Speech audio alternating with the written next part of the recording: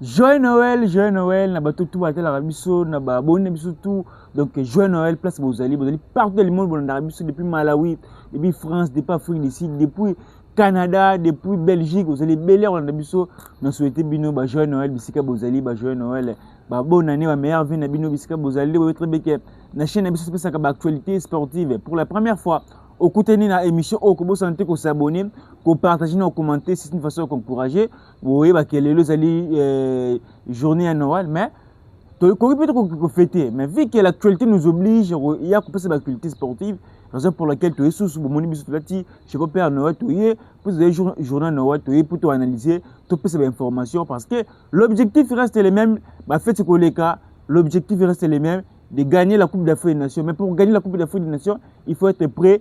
Il faut éviter certaines erreurs. Aujourd'hui, dans cette émission, on va parler sur la dernière séance d'entraînement. Vous très bien que le parlement va quitter Rabat. Le lot pour pas qu'il n'attend le prochain match contre le Sénégal et Kobetama n'attend Kobetama Rabat. On va parler sur la dernière séance d'entraînement. Tu repères ce programme. Il y a journée à l'élo.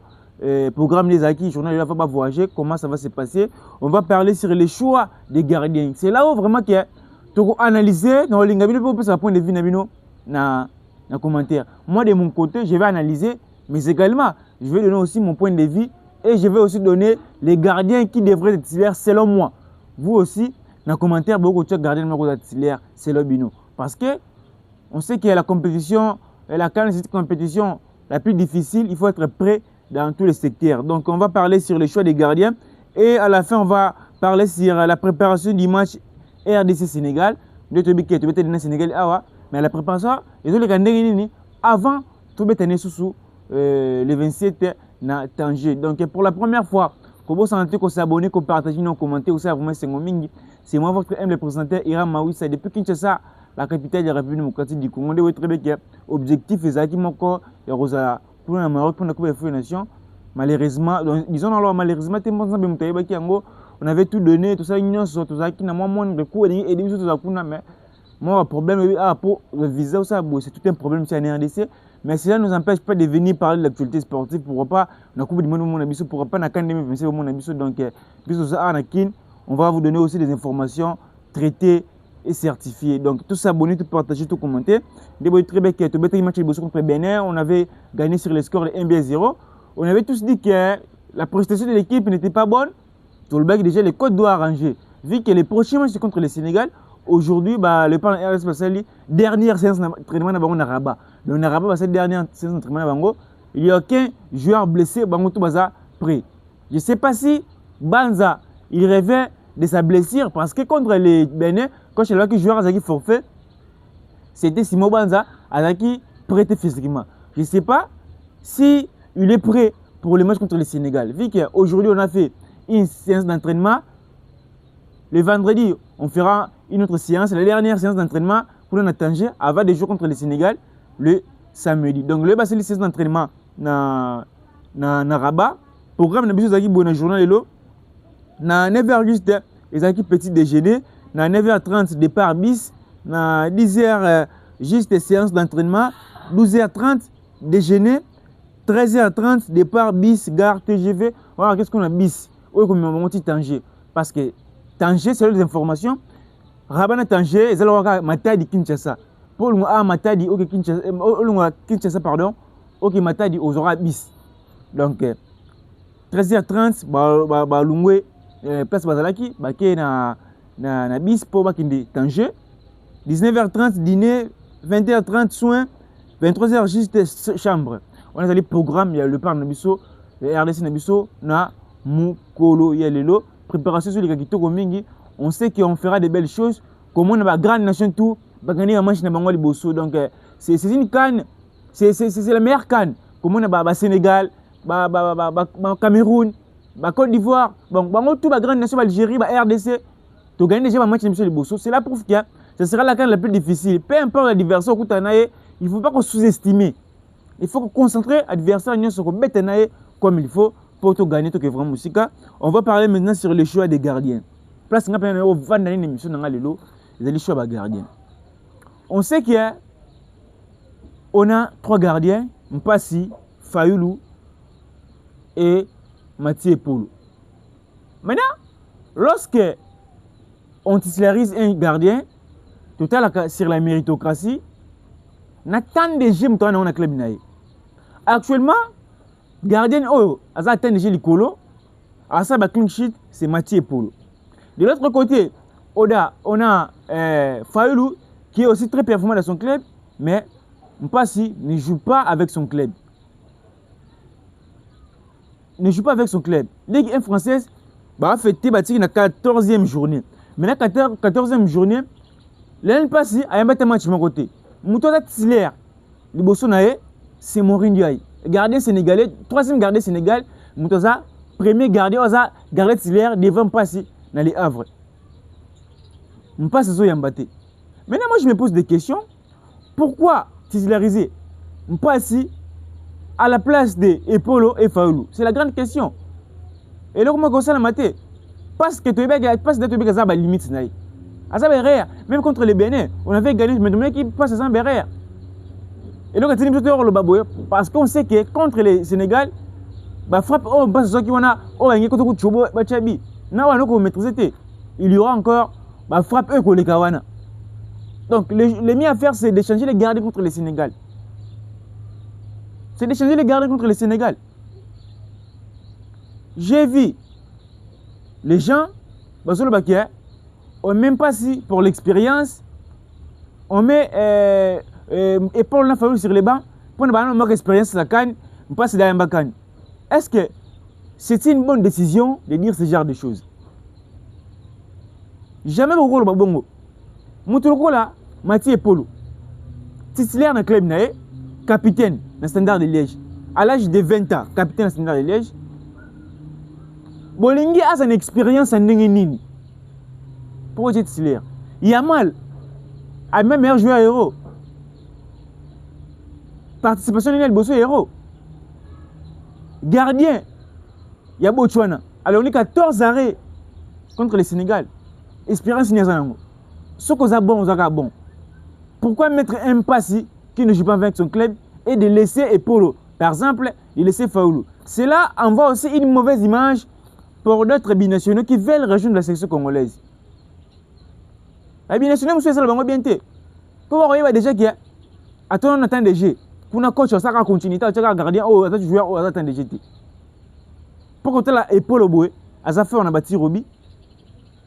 À un bien. Fayoulou, à ça fait on a bâti Roby. À un bien. Mais pas si, à ça m'a raté des jeux. Ces derniers temps, il n'y rassure pas. À ça m'a cassé une pénalité. Comment mettre un passé? Et c'est le coup de ça la maté. Congolais, ceux qui ont penalty, ils passent pour côté Faoulou. Alors, ceux qui pendant le match, l'équipe diverse aussi penalty. Même ceux qui touchent, VAR et ça là, aussi penalty. Tu as mis en passe, si tu côté épaule Faoulou, ah, il penalty, peut-être qu'ils ont passe. C'est là où on ça la maté. On doit aligner un gardien qui est prêt. Donc, pour moi, il y a un commentaire au point de vue. Pour nous, nous avons mérité. Bon, nous avons une opinion. De l'autre côté, nous avons Fayoulou, mais nous avons épaule. Nous avons épaule. En soi, Mathieu épaule, bon, n'est habité, mais. Et ça, là, qui t'a minguité. C'est un manque de respect total. C'est un capitaine, même avec son club. C'est un manque de respect. Lui, c'est un capitaine, c'est de Liège. Titulaire, il a laissé son club. Bâtir deuxième gardien pour venir rester sur les bancs et de titulariser un gardien. Ouais, un baraté dans le club. Ni Coupe à France à Mbaraté. Ligue 1 française à Mbaraté. Comment mettre un gardien à Mbaraté? Continue à garder. Donc, qu'il y a d'autres veilles sur ça. La raison pour laquelle il y a des fonds là-bas qui a. Qu'il y a des photos de Rango. Pour avoir tout le monde qui est. Berthaud Azaki bon. Avant que tout le monde qui passe. Azaki bon. Pour les cas, Joël Kesumba. Et si Joël Kesumba va blessir. Contre Gabon. Bacha, passe, on passe, on lui montre penalty. Alors on lui montre 3 actions. Tu vas le cas, bon pour les cas, Joël Kesumba. Avant tout le monde qui passe, Berthaud Azaki bon. Pour les cas, passe. Et si passe, on blessir. Quand Bacha qui Berthaud, tout le monde Berthaud, il a mis bien contre Togo. Tout le monde dit, ah, Berthaud, Azaki bien. Tandis que Berthaud est bien. Parce qu'actuellement, avant tout le monde qui épaule ça bien et c'est peut-être on passe à bella tout ce choc pour battre épaule raison pour laquelle on a le rôle qui dit bah on est zarani aux en a bon stage il faut regarder les vidéos bah ça ma club na bango comment ça se passe na entend de jeu oyo pousser na le bango congolais tout attaque match asa convaincu contre le Sénégal ba ko en passe. Ce n'est pas une façon de taquiner passe, mais ça convaincu que contre le Sénégal on passe. Pour contre le Bénin après match, na moni ki ba yo ya passe. Arrive c'est le tour encourager parce que à cela qui bien rebellé. À cela qui bien rebellé. Deuxième comment au coach faut l'an. Le coach doit travailler sur ça. Contre les Sénégal de changer les gardiens. Et le coach a battu Sani. À côté par exemple Polo contre le Sénégal. Sénégal a tiré sur 3 buts. Tu peux le faire 3-0. On ne va pas condamner l'entraîneur. Peut-être l'équipe. Pourquoi tu es? Parce que Polo attend des jeux. Si on c'est-à-dire que l'équipe est bien attendre des jeux. Il y a attendre des jeux. Si on pas bien à foutre, mais tu es l'entraîneur, tu n'es pas entraîneur à te pas attendre des jeux. Nous le roi en passe. Attends, il faut se lire bien. Si on va tirer 4 buts, 3 buts. Tu connais un entraîneur parce qu'il passe sur le club et l'autre entraîneur va tenir. Donc il doit prendre une décision avant de jouer contre le Sénégal. Contre le Sénégal, selon moi, Iran Maoussa, on doit mettre Mathieu Polo. Tout le monde a joué ou expérience non. Football les arabes ont été. Mais qui doit être expérimenté dans Cannes. Madagascar, première participation en 2019. Allons là, biso. Expérience ni bazagi non. Même si tu as une expérience, des fois, des cannes déjà tout ça. Participation à chaque fois. Mais Madagascar, on a biso première participation en expérience ni boluba. Mathieu Paul, expérience ni bolinga zwa. Mtozo yamba, gros match, capitaine, à âge de 20 ans. Bolinga expérience ni fozo. Donc, pour terminer avec ce sujet, pour moi, le coach doit mettre épaule titulaire contre le Sénégal. Ce que tu sais, passe contre le Sénégal, mais si on va gagner par exemple 3, Sénégal a reçu peut-être 3 buts, tu vas gagner 2, Sénégal a reçu peut-être 2. Pourquoi le Sénégalais va frapper de loin? Tout le monde qui va frapper à lointain, on passe à la difficulté au Kanga. C'est un grand problème. C'est un grand problème. C'est un grand problème. Coach Azo Tirika à la santé contre Sénégal à Kinshasa. Pourquoi il n'est qui Berton? Il n'est qui est à tel cas que Azal dynamique moins bien. Alors il m'a besoin de Sénégal, mais non il m'a dans le club naï.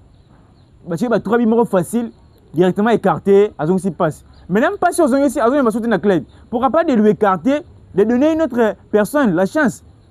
Il y a un bacan. Donc le coach va prendre vraiment une bonne décision pour na gardien Nabiso. Mais selon moi, les gardiens qui méritent d'être titulaires, c'est Mathieu et Polo. Il faut que Nangaï, pour Nayo, gardien a mérité que ça titulaire. Ceux qui ont passé, ceux qui ont failli, ceux qui ont Polo pour Nayo, écrivez-nous en commentaire. On aura le plaisir de vous répondre. Donc, ils ont vraiment bongo. On va parler maintenant à ce qui concerne la préparation dimanche contre le Sénégal. Tu dis que le Sénégal, les équipements Makassi. Sénégal, les équipements Makassi avec des grands joueurs. Nous aussi, de notre côté, l'équipe faisait bien. Mauvaise prestation na biswana ezaki lié pe na moni na moi te bete match à moi de l'autre côté na moni le coach avait mal jugé de titulariser 3 milliers récupérateurs et do non Sadiki na Moutousami. Le coach doit aussi appliquer de bonnes décisions contre le Sénégal. Contre le Sénégal. Peut-être que le Sénégal Aza na dynamique moins bien. J'ai aimé non Sadiki va poser question à Abi. Tout ça, quand tu as esprit à revanche contre le Sénégal, tu vas mettre bien. Tu as un esprit de mettre ballon. En tout cas, tu as un esprit à revanche, tu vas mettre bien. Tu as un esprit de mettre ballon. Tu as un esprit de mettre bien. Tu as un esprit de mettre bien. Pour le Sénégal, Aza fort, Nemi Pandi, Ilman Ndiaye, Sadio Mané. Mais lorsque vous bloquez déjà, c'est déjà une très belle chose. Donc, coach, il faut assurer des décisions bien, surtout quand tu es titularisé. C'est tout ça les joueurs. Les joueurs mususu so ba titulaire contre le Sénégal et ko impacter biso. Il faut que le joueur fasse la transition. Joueur le roi méchant qu'il y a. À sa vitesse. Alors on faire un diète. On les cahier parce que diète a son latéralité. Bah comme c'est une latérale. Donc il faut titulariser le joueur au besoin mérité. Pour moi, il faut mettre la même équipe pour ébêter contre le Nigeria.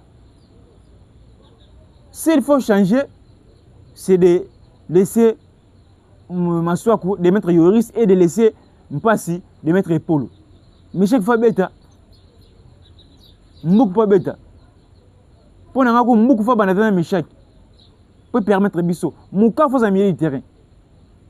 Pour te bêta bien. Tu as pas de difficulté à bêta sa G et à temporiser G. Pour Anini, tout ça va militaire moko, soit Zubolo, à tel moment Liboso. C'est trop défensif. Même nous, on s'est dit que c'est trop défensif. Donc, mais lorsqu'on a un Moukao, on se maîtriser le jeu, tout le monde que tu bêtes moins bien. Donc, et ça vraiment bon, préparation ça bien, équipe ça bien.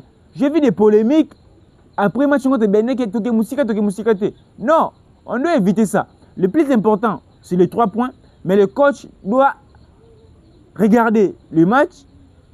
Attends, on se saute là, ni marché. Parce qu'on va jouer contre le Sénégal.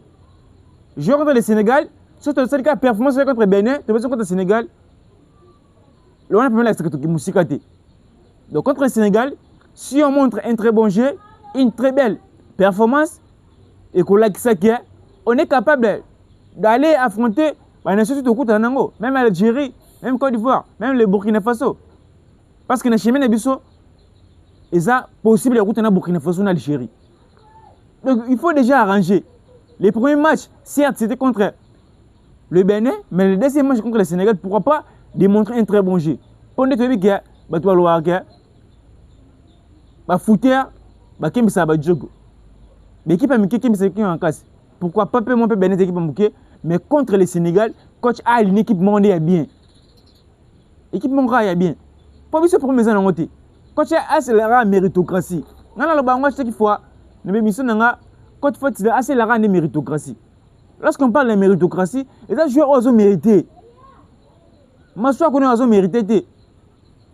Même contre les Sénégalais, ils ont mérité aux titulaires. Pour te montrer déjà commencé contre les Sénégalais à Kinshasa. Donc quand tu m'appelles au Tchèque, on passe à mérité. Donc quand tu dois prendre de bonnes décisions et réussir à gagner le Sénégal. On a tellement de Sénégal à Botswana. Parce que Botswana, avec une équipe vraiment, il y a bien été. Hormis l'air gardien qui était monstre, 14 arrêts dans un match, c'est spectaculaire. Mais Botswana, pas une équipe vraiment jouer à mon rôle qui est professionnalité, mais la bézate. Mais si j'ai la nation le roi de Guinée, Balingé va marquer le Sénégal, ou bien Sénégal va 1-0. Pour Nathalie match Sénégal, Nathalie match RDC, donc tout quoi enlever le roté. Mais ils ont laissé tout quoi apprendre pour arranger le surtout dans le Sénégal. Moi je vois la RDC en finale. Pour actuellement surtout le par exemple en demi-finale. Alors, sur la troisième place, on a un peu à bon gars. Tu mets la troisième place en 2015. Tu mets la troisième place en 2022. On a fait ici. Donc, si tu mets la demi-finale, tu mets la demi-finale. On voulait voir la RDC en finale. Pour tout ça, ça sera une fierté pour nous. L'année 2026 est l'année bénéfique. On gagne la CAN, on prend la qualification pour la Coupe du Monde, pourquoi pas? Nécessairement 74. Moi je serais certain, mais le coach doit prendre des bonnes décisions. Il doit utiliser la méritocratie. Cela va nous aider à gagner la compétition. Donc c'était moi votre aimé présentateur Hiram Mawissa. Depuis Kinshasa, la capitale de la République démocratique du Congo, de Boyo Trebeso qui n'a pas de Bozali. Bozali belé on a vu sur le monde joyeux Noël na les boss les muntu na pesio mbote ba joyeux Noël Bozali papa François Katamba joyeux Noël Bozali belé ingénieur Lazare Kamanda maman Sylvie Malonga joyeux Noël Bozali ba bonne fête na bino ba merveille puisque Bozali nzamba battre la biso. La vie ne change pas parce que tu as chanté bonne année, la vie ne change pas parce que tu as tourné les calendriers, mais la vie change quand tu as changé. Il faut être un homme nouveau dans une nouvelle année pour que l'année soit nouvelle. Merci, à très bientôt.